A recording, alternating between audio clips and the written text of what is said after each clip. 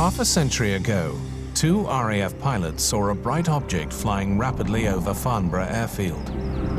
Was it a top-secret aircraft or a flying saucer from another planet?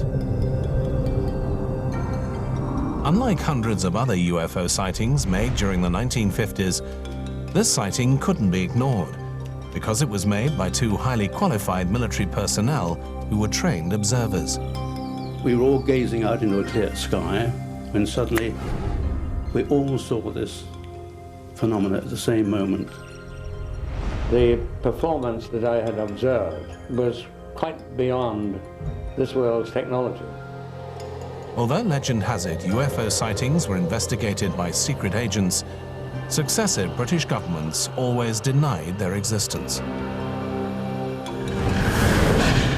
Now, evidence has come to light that proves the Farnborough sighting did lead the Ministry of Defence to set up a team of UFO investigators. Operating from a secret location high above London's Whitehall, they were Britain's real men in black. And this is the first time their story has been told.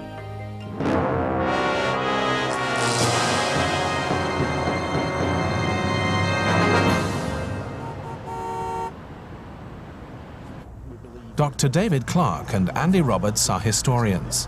They're the last people to believe in little green men from Mars. Their rational, down-to-earth approach makes them the perfect investigators to find the truth behind the history of the unidentified flying object. I'm not a believer, no, and I think you need to try and remove yourself from the belief continuum, so to speak.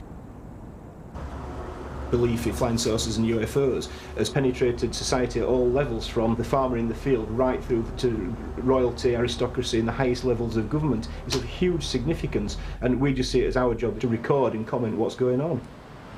The British government has always denied any interest in UFOs. Taking advantage of the Freedom of Information Act, Clarke and Roberts have uncovered a mass of evidence to suggest otherwise. After 2 years' exhaustive research, they have finally pieced together the extraordinary story of the British government's investigation into UFOs. One of the first clues they found to link the government with the UFO phenomena was a 1957 newspaper article about an attic room on the 9th floor of the Metropole building on London's Embankment.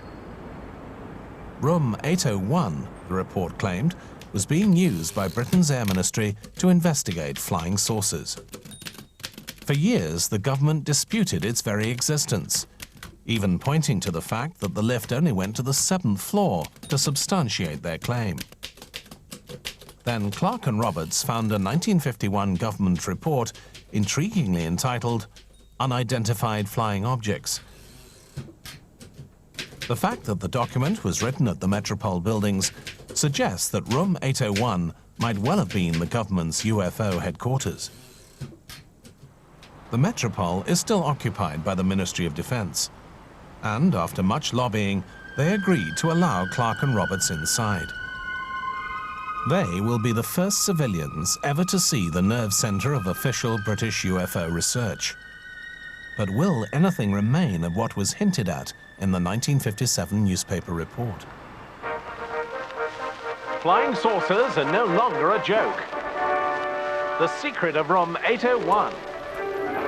In Room 801 of what was once the Hotel Metropole, Britain's Air Ministry is investigating flying saucers. And that's official. After years of speculation, it can now be revealed that defence chiefs are taking the flying saucer seriously. Come a long way today.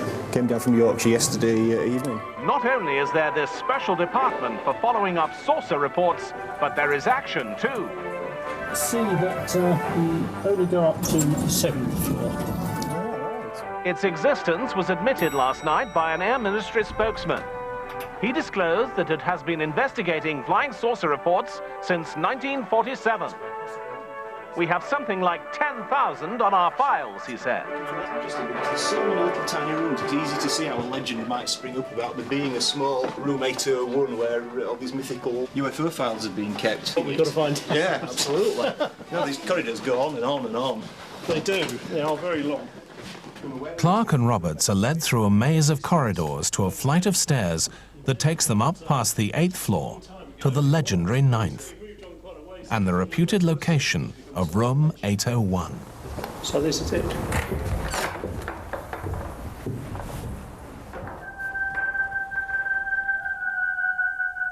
This was the home of the real Men in Black. The place where for years, secret reports on everything from strange lights in the sky to alien encounters of the third kind were recorded and filed.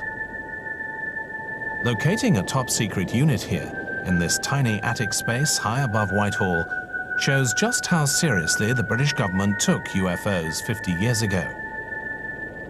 But why did the government decide to set up this unit in the first place? Did they really believe aliens were visiting Earth? Or was the source of their fears actually much closer to home? And did the investigations of Britain's Men in Black solve any of the strange and often bizarre sightings that were reported to them?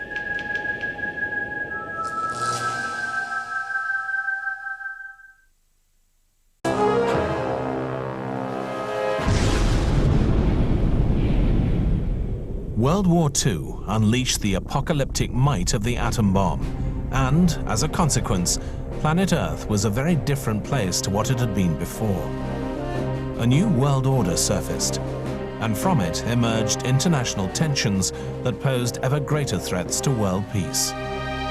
Although the war had produced some major scientific breakthroughs, these advances bred more fear and anxiety than they did optimism for the future. This, after all, was the era in which science fiction was born. Most of all, the developing Cold War between Russia and the West meant that people lived in a world of heightened secrecy and muted fear. Some sought security and reassurance in the oddest of beliefs. Others were afraid of what they did know about and terrified of what they didn't.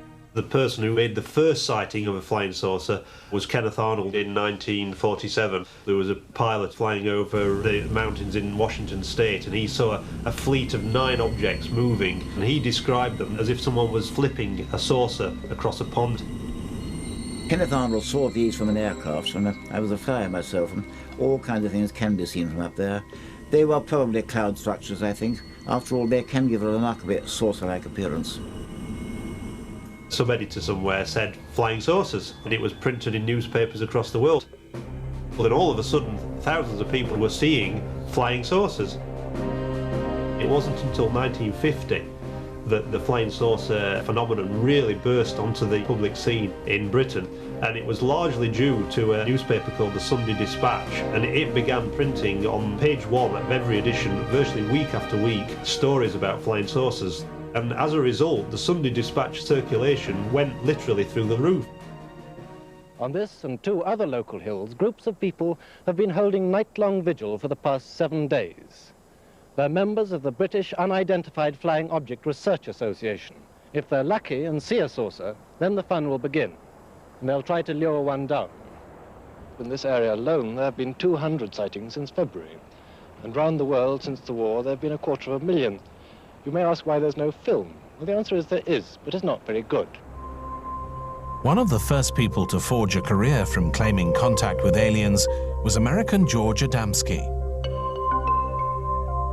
Although of questionable provenance, his photographs and amateur movie footage revealed clearer and more distinct images of flying saucers than ever before. Adamski unwittingly spawned an icon of popular culture. Soon, the flying saucer was as much a part of the American landscape as the hamburger and the Chevrolet. Adamski also claimed to have met aliens from other worlds, and in a series of bestsellers, set about explaining their advanced science to us Earthlings. Science fiction and science fact were spinning ever closer together. A year after Adamski's flying saucers had landed, descended into the bookshops in America, British author Cedric Allingham published the story of his encounter with a flying saucer in Scotland. Flying saucer from Mars proved to be hugely influential amongst Britain's growing army of UFO believers. He'd seen a saucer land on the beach, he'd seen a figure running towards the saucer, and of course he'd written this up in a book. Some people believed it, some people thought it was rubbish. But when people started to investigate the case in the 1980s, it became apparent that there was more to it than met the eye. Cedric Allingham only ever gave one lecture and he could never be tracked down after that. People who wrote to his publishers were told he'd allegedly died, I think, in a sanatorium in Switzerland. And there was a suspicion that a very famous, well-known British television personality was behind the case. And this person was alleged to be Patrick Moore, a very well-known TV astronomer. Back in the 1950s, Patrick Moore began bringing the heavens a little closer to Earth. Astronomy was a subject little known about outside specialist circles, but with his numerous books and television appearances, Moore brought the wonders of the night sky to public attention, and as a result became something of a star himself. Patrick Moore's consistently refused to either acknowledge or deny the story, and in fact just says he doesn't want to talk about it because it's all rubbish and all flying saucer witnesses are nuts. And I think when he was a rising star in astronomy, he probably found that all these stories about people meeting extraterrestrials was a bit of an affront to his profession. And I think he will have seen that writing a book such as Flying Saucers from Mars proved to him, to other people who were in the know about it, that anyone could conjure up this tale. No one would bother checking for evidence at the time, and people would say, oh yes, well that's a book, it's in black and white, we believe it. Bear in mind one thing, some people will believe anything, particularly if they want to. However far-fetched or bogus the claims of people like Cedric Allingham and George Adamski were, many people were only too glad to believe such things. The Cold War threat of nuclear conflict between East and West was both possible and unthinkable, and any kind of diversion was welcomed. Why not believe in aliens from other worlds? After all, they may be friendly, and many believe they might actually stop Earth from blowing itself up. Ufology was the new religion and drew in believers from all walks of life, including such influential opinion leaders as Lord Mountbatten of Burma and Air Field Marshal Dowding. This mounting tide of conviction can be traced back to what was seen here, at Farnborough Airfield, by a highly trained RAF pilot shortly after 11 a.m. on the morning of the 14th of August 1950. I left the flight control building and walked across the airfield. I'd gone about 200 yards, I suppose, and became aware of a strange sound, and it was getting louder, and I stopped and turned around to look where it was coming from.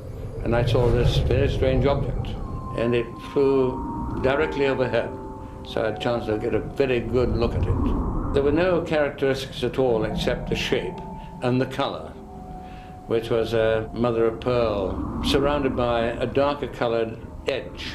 And from the edge there appeared to be emanations rather like electric sparks.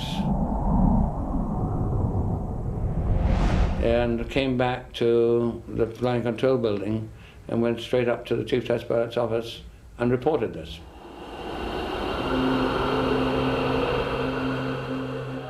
Within a couple of hours, a team came down and interviewed me, and they gave me an official warning that I must not discuss this occurrence with anyone. As far as I knew, it had gone into the waste paper basket. I've heard no more about it. The men in black had cause to return to Farnborough. On the 5th of September 1950, Flight Lieutenant Hubbard caught a second glimpse of the bright object he'd seen a month earlier. This time, though, he wasn't alone. We were standing on top of the flat roof of the old air traffic control building, waiting for the return of the Chief Test Pilot. He was going to be airborne for about 15 to 20 minutes. It was so clear, so very, very clear. Quite suddenly, I spotted in the distance this same object. And I pointed at the object right over there. And I said, "What do you suppose that is?" And he said, "My God." When it was hovering in that semi-stable fashion, and then it sped away and went into another hover. And when we stopped gasping, somebody said, what was that? Tremendous leap. Incredibly fast, yeah. It made my day that someone else had seen exactly the same thing that I had reported a month earlier. Then back again, disappearing down over our horizon by the Queen's. I agree. Yeah, that's I about agree. it. And about a week later, a chap turned up. The leader of the team came in and he said, "Oh my God, not you again." Hubbard and Jolliffe's sightings were documented by personnel from Room 801. But what did the real Men in Black's investigations uncover? What conclusions did they draw? For years, no one knew. Officially, Room 801 didn't exist, and the government claimed to take no interest in UFOs whatsoever. Meanwhile, hundreds of sightings continued to hit the headlines. The government couldn't make any formal statement to the public, because if they were to say, well, we think these things are Russian weapons or something, the public would then panic because they were over our airspace. And equally, if they said, well, we've no idea what these things are, then the public are going to think, well, we've got no faith in the government or the RAF to protect the country from anyone, let alone the Russians. Even though the government had probed the UFO question, they would never admit to it publicly. For years, Clark and Roberts remained convinced that some kind of official investigation had taken place. And, after months of examining the files at the Public Record Office, they at last found a reference to an MOD report on unidentified flying objects. We both started writing to the MOD and asking questions about these things. After about 6 months, they just said, "I'm sorry, we genuinely can't find this report." And we just had to accept that they weren't going to send us any more information. And then, lo and behold, in May 2001, we both opened letters within a day of each other, and this particular report, number 7, there it was, it had been sent to us. The MOD's report on unidentified flying objects symbolized the holy grail of secret government documents to Clark and Roberts. The report was written by an anonymous group of individuals calling themselves the Flying Saucer Working Party. But closer inspection revealed one name, a certain Wing Commander Formby. The report began innocently enough with a historical survey of key sightings around the world and a review of various American studies, all of which had concluded that UFO sightings were the result either of misinterpretation, mass hysteria, or hoaxes. For Clark and Roberts, the meat of the report lay in the second part of the document, which examined 3 sightings in Britain, all reported by experienced and highly credible RAF officers. Following the declassification and subsequent release of the report into the public domain in 2001, Stan Hubbard was finally able to read what the report said about his extraordinary sighting. We conclude either that Flight Lieutenant Hubbard was a victim of an optical illusion, or that he observed some quite normal type of aircraft and deceived himself about its shape and speed. I find that quite insulting and inaccurate. The report was forced to concede that Hubbard's second sighting, in September 1950, was also witnessed by 5 other RAF officers.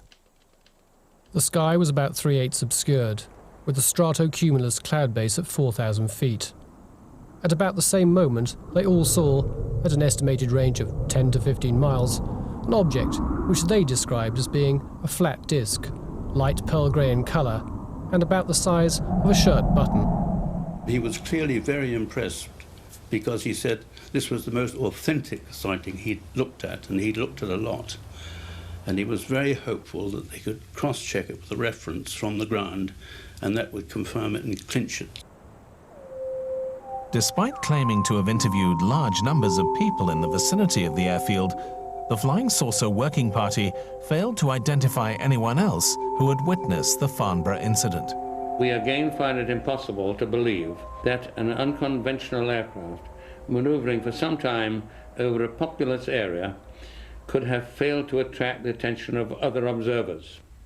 We conclude that the officers in fact saw some quite normal aircraft maneuvering at extreme visual range and were led by the previous report to believe it to be something abnormal, an interesting example of one report inducing another. What unbelievable imagination. I find that almost insulting, in fact, because it wasn't a question of some unqualified person making the observation. It was 6 experienced aircrew officers who know what they saw and reported what they saw in great detail. The Flying Saucer Working Party claim they could find no corroboration of Flight Lieutenant Hubbard's 2 sightings outside his small circle of colleagues. Regardless of any suspicion of infiltration from aliens from other worlds, it was clear that the report's author, Wing Commander Formby, had found nothing to convince him of any real terrestrial threat. We consider that no progress will be made by attempting further investigation of uncoordinated and subjective evidence. We accordingly recommend very strongly that no further investigation of reported mysterious aerial phenomena be undertaken, unless and until some material evidence becomes available. Well, I don't know this chap Formby. I don't know where he is or what his training was or anything about him. I don't know what he saw. But I can tell you quite clearly and quite categorically that we saw a real thing. Clark and Roberts discovered that Wing Commander Formby was actually a highly respected expert in Russian aircraft and technology intelligence. His position as head of the Flying Saucer Working Party seems to indicate that it was the threat of Russian infiltration and not the fear of aliens from other worlds that the government was really concerned about. UFOs became very, very serious because they could possibly be, harbingers of a Russian attack. The Cold War tensions were increasing with Russia. There was the potential for a surprise attack by missile aircraft. Radar was one of the great scientific advances of the Second World War, and by the 1950s, it was the government's first line of defense against the Soviet threat. A great deal of faith was put into what was, in truth, an imperfect system. During this same period, radar was the medium through which larger and larger numbers of UFOs were sighted. Most were successfully identified, but some never were. RAF Neatishead is one of the most important military radar stations in the country. This operations room, now a museum, is where Squadron Leader Roy Bullers was a radar operator during the height of the Cold War period. We can see on here 3 aircraft. There's one there, and one there. And they're sausage-shaped blips, about ½ an inch long. When the new types of radars came in the early 50s, of a much higher definition, they were picking up these flocks of birds. And it was quite astonishing. We didn't know what they were.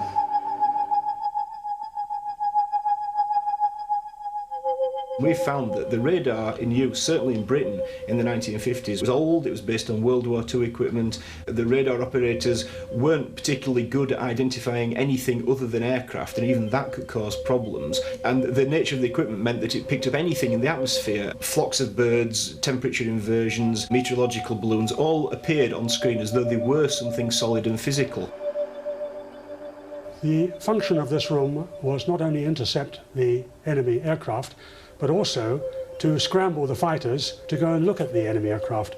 And I think if there was a UFO, the available aircraft would have been scrambled, launched, to go and look at these UFOs. Sightings of UFOs tracked on radar could have triggered the Third World War. There was an occasion where the ballistic missile early warning system radar picked up a series of objects coming from the direction of Russia. There was a Royal Canadian Air Force Air Marshal that happened to be in the hot seat, and this news was patched through to him, and he had literally seconds to decide whether these objects that had been detected on radar heading towards North America were Russian missiles or whether they were just some kind of mistake by the radar system. Luckily, he decided they were a mistake, but he could have basically pressed the button and done a retaliatory response, and there could have been a nuclear war as a result. Now that is only one instance that we know about. America was proving to be as susceptible as Britain to seeing UFOs, And it was what was seen over the skies of Washington, D.C. in July 1952 that changed UFO history forever.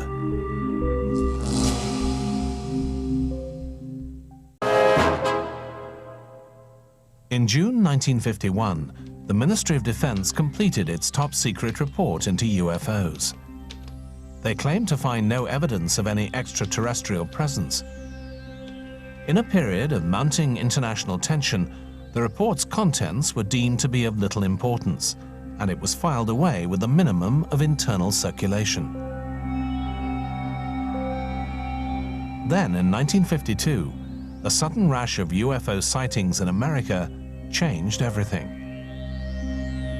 After the UFO sightings over the skies in Washington, D.C., public hysteria reached such a pitch that the United States government was forced to make a response. I am here to discuss the so-called flying saucers. The Air Force interest in this problem has been due to our feeling of an obligation to identify and analyze to the best of our ability anything in the air that may have the possibility of threat or menace to the United States. Winston Churchill must have seen some of these stories and was thinking, what's going on? What, is this the Russians? Is it the Martians? What's going on? So he fired this memo off to his Secretary of State for Air. What does all this stuff about flying saucers amount to? What can it mean? What is the truth? Let me have a report at your convenience, Winston Churchill. Clearly, if the government had information that aliens are visiting Earth or that flying saucers were a physical, solid, material phenomena, surely the Prime Minister would have been appraised of that information. We can say that the recent sightings are in no way connected with any secret development by any department of the United States. The Washington sightings raised the international profile of UFOs. Churchill's need-to-know memo may well have caused the MOD to do some rethinking, because that same year, a new department was set up to monitor UFO sightings.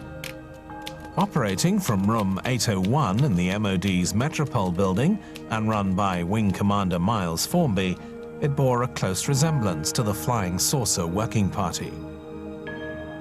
Britain's original Man in Black was back. A typical example of one of countless Men in Black investigations is the case of the Cumberland spaceman. 40 years ago, fireman Jim Templeton took his family out to the marshes alongside the Solway Firth. He had a new camera and took a series of photographs of his young daughter. What emerged in the background of one of the photographs meant it would be a day Jim would remember for the rest of his life. 23rd of May 1964. It was quite a good day. There was no sun shining, but the light was quite brilliant and a very pleasant day to be out. And the idea was to take Elizabeth in this new dress, photographed here. And when the photograph came back from processing, it was a totally different thing to what I had hoped for. I had hoped to get that. That's what I had hoped for. A photograph with no interruptions of any kind. And there you see the end product. It came back and there's this large man dressed what looks like a spacesuit. Who is he and where did he come from? That's the question.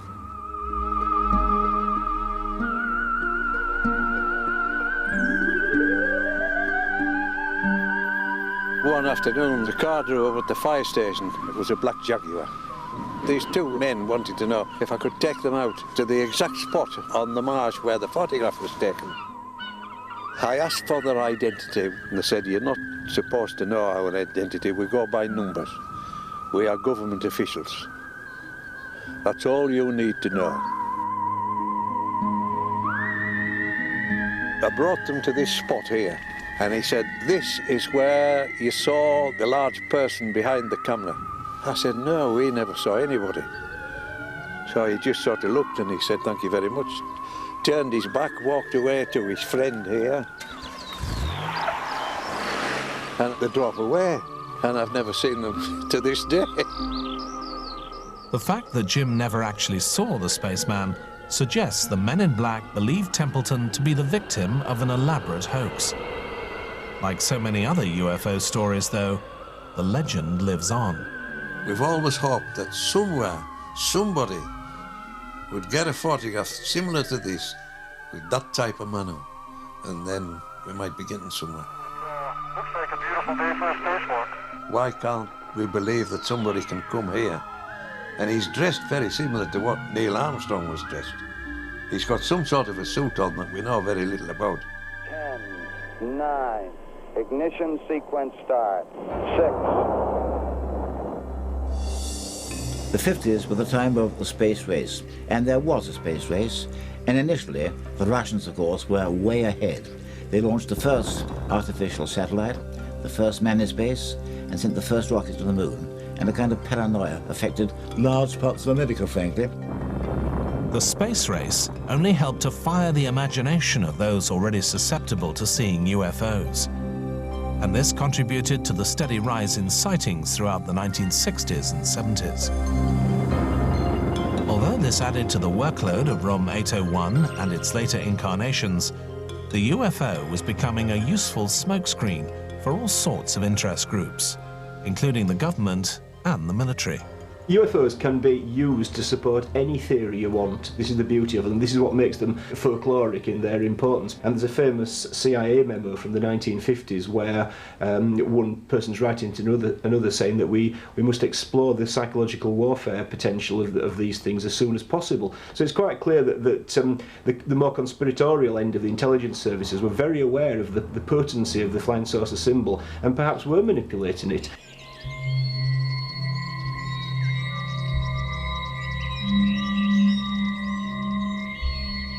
One of the most significant UFO sightings in Britain in recent years occurred in a pine plantation in East Anglia. Whatever appeared in the forest between Christmas and New Year 1980, it was seen by large numbers of civilian and military witnesses. Rendlesham Forest surrounds the twin air bases of Bentwaters and Woodbridge. At that time, both were on loan to the United States Air Force as part of the top-secret frontline defenses of Europe at the height of the Cold War. There were tactical nuclear weapons stored at Woodbridge, and they were cared for by a security police squadron of the United States Air Force.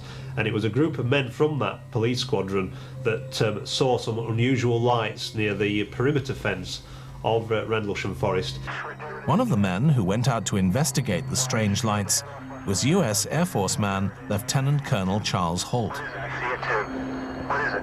We don't know, sir. In a memo written 2 weeks later, he describes seeing a strange glowing object in the forest, metallic in appearance and triangular in shape. Okay, we're looking at the thing. We're probably about 200 to 300 yards away. It looks like an eye winking at you, still moving from side to side. It had a pulsing red light on top and a bank of blue lights underneath. There's no doubt about it. There's some type of strange flashing red light ahead. The object hovered above the ground, moving away as the men approached it. And the ones in the north are moving. One's moving away from us. Moving out fast. This one on the right chasing away. Showing remarkable foresight, Holt had a dictaphone with him and recorded what he saw as he saw it. Okay, here he comes from the south. He's coming toward us now. Now we're observing what appears to be a beam coming down to the ground. This is unreal. This tape has since become one of the holy relics of the UFO world. You can almost compare to some of the scenes from the Blair Witch Project. They got confused, disorientated. They saw a number of different lights, some of which may have been quite ordinary lights that, because they were in this situation, could have been also something completely unexplainable. Who can say? There's no doubt about it. This is weird.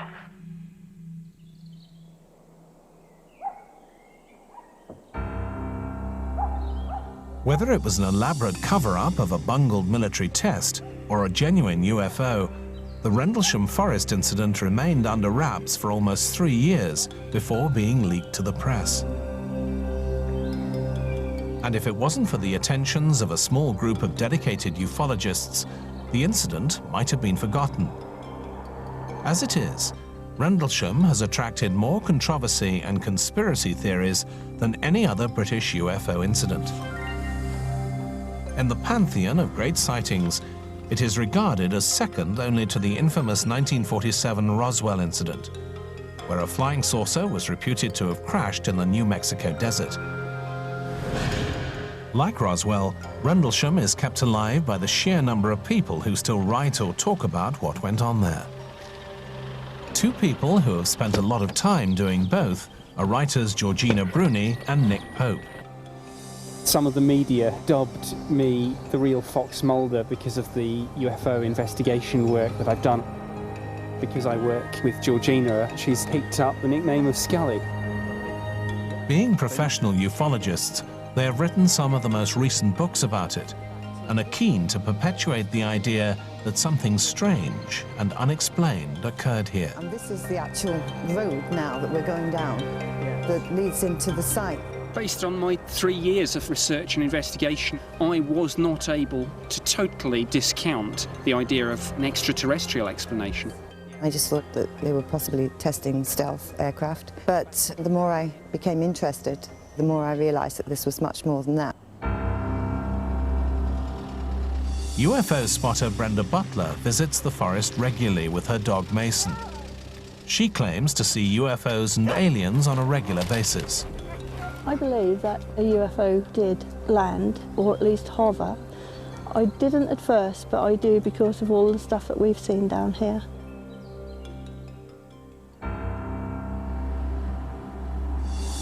Vince Thurkettle is a forester who lived in Rendlesham in 1980.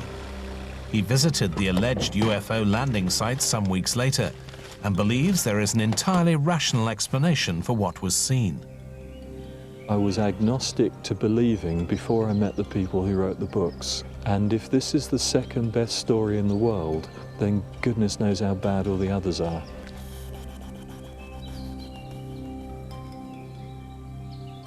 This is the presumed landing site, right here.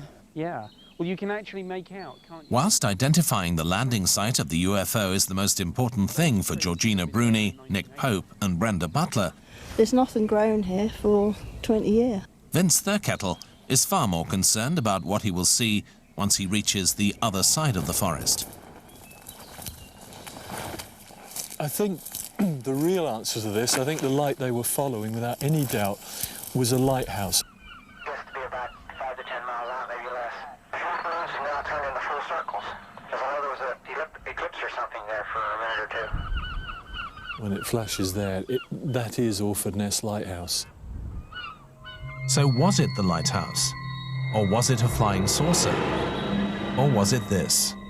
A stealth bomber. In 1980, these state-of-the-art military planes were classified top secret. But they did exist.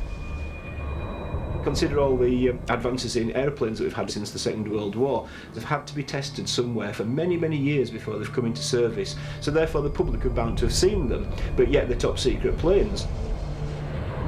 The whole thing about flying saucers is they don't need people to manipulate them. Once the idea is out, it's there and you can use it to cover anything up. After waging another long-fought campaign, Clark and Roberts finally obtained the MOD's file on the Rendlesham incident. It revealed that by 1980, a visual sighting of a UFO was only regarded as having defense significance if it could be correlated with a simultaneous and unexplained blip on a radar screen. In the case of Rendlesham, it could not. In this instance, the MOD was satisfied there was nothing of defence interest in the alleged sightings. There was no question of any contact with alien beings. The Aetherius Society is a living reminder of the strength of belief in aliens from other worlds. If, at the height of the flying saucer craze in the mid-50s, you made contact with an alien, you either wrote a book about it, as George Adamski did, or you started a new religion. In 1954, London cabbie and master yogi George King did both after claiming he was contacted telepathically by an alien presence. Although King was never investigated by the men in black, he was grilled by the next best thing, a team of psychologists working for the BBC. You have a title which you've been given in this respect. Yes, the space people refer to me as Mental Channel Number 1. Yes, the creator of all things, we pray that your light may shine through us all. The Aetherius Society are intriguing. They're often sidelined by even the hardcore UFO believers because they think the Aetherius Society are religious nutcases and they aren't part of what they believe, which is that physical extraterrestrials are landing on Earth. But they're wrong, because the Aetherius Society are just as much a part of the whole flying saucer belief system as Mrs. Jones from Bromley saw a strange light in the sky last week. It's all part of the same belief system. For they are the disciples of God. We actually believe in life on Mars, Venus and Jupiter. Just because we can't live on Jupiter and Venus and Neptune, it doesn't mean nobody else can. Do you receive visitors from outer space in person? I have met people from outer space. Blessed are they who work for peace. We are unique in claiming to cooperate directly with beings from other worlds. Now, who is going to speak through you this evening, if you can get in touch? Intelligence from the planet Venus, who we call Aetherius. Om Mani Padme Hum, Om Mani Padme Hum, Om Mani Padme Hum. Good evening. Good evening. My dear friend. Your name is? I am known as Aetherius. Where do you come from? The planet Venus.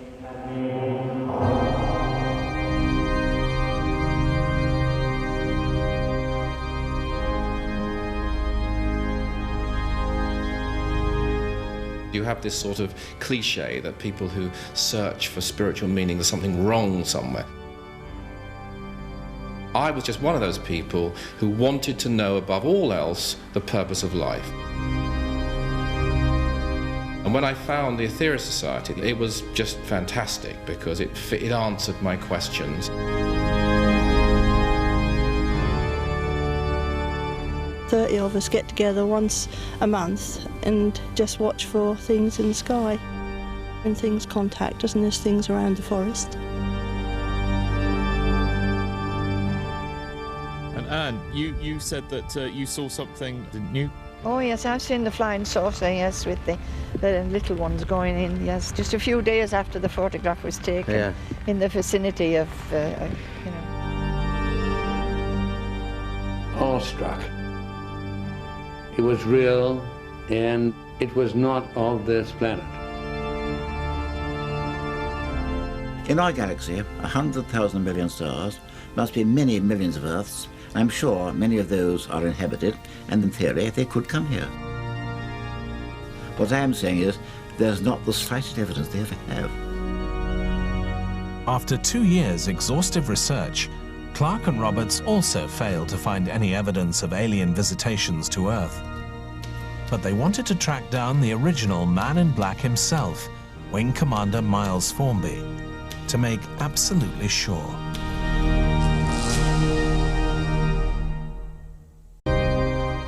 While there remains no shortage of believers in aliens from other worlds, there has in recent years been a marked decline in UFO sightings. The end of the Cold War and a slowdown in space exploration has also made its mark on the government's interest in unidentified flying objects. It seems that the actual intelligence interest in the phenomenon now is zero. When this information reached the UFO community, people were outraged. It was, why is that the case? Surely they must be interested, but UFOs are just not of interest anymore to the British government. It was a very different state of affairs 50 years ago, when Wing Commander Miles Formby was completing his report on UFOs. Clark and Roberts finally tracked him down to a remote fishing village on the coast of Northern Ireland. He was the last piece in their complex jigsaw of understanding the government's relationship with the unidentified flying objects. He is 89 years of age, and it's going to be hit and miss whether we actually get him to open up and tell us what he knows about the subject. Ill health and old age prohibited Formby from talking on camera.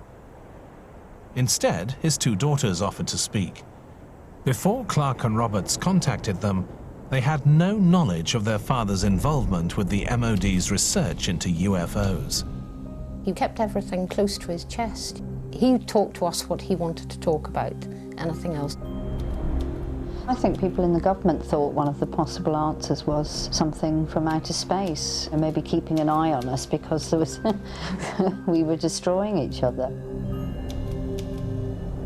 You've got to be very arrogant to think that we're the only people in the whole universe. There's bound to be somebody somewhere. I'd like to believe it's true. I would. Yeah. There's got to be someone somewhere. So we're both of the same mind, so maybe Dad is as well, secretly. But it seems likely their father wasn't of the same opinion. The last page of his report recounted a personal anecdote that set the tone of the MOD's attitude towards UFOs for the next 50 years. While on the rifle range at Tipner, Portsmouth, an object having the appearance of a flying saucer was observed in the distance and gave appearance of being a circular shining disc moving on a regular flight path. It was only after observation had been kept for several minutes and the altitude of the object changed so that it did not reflect the sunlight to the observer's eye that it was identified as being a perfectly normal aircraft.